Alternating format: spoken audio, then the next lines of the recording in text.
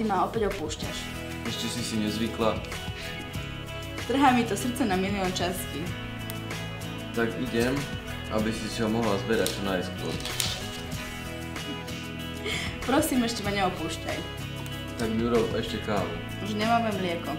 Tak choď rýchlo nadojiť. Ale ja ešte chcem byť s tebou, Cukríček.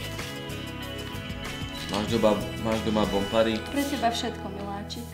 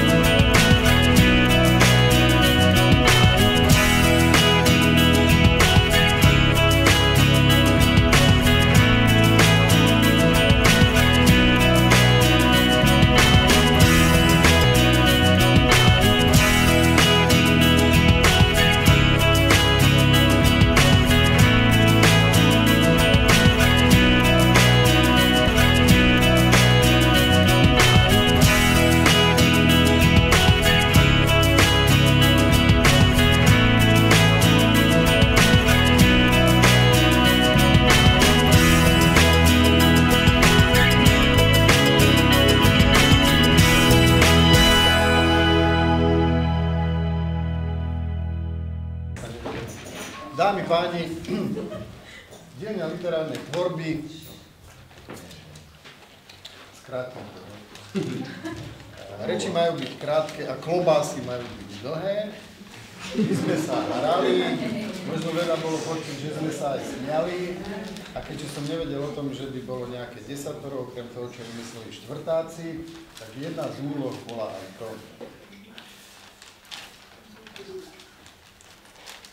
Takže desatoro literárnej dielne k dnešnému dátumu, každá ďalšia budúca nech si vymyslí svoje.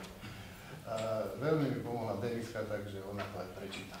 Tak ja sa chcem prvom rade poďakovať, lebo fakt tento deň bol super a veľa nám to dalo.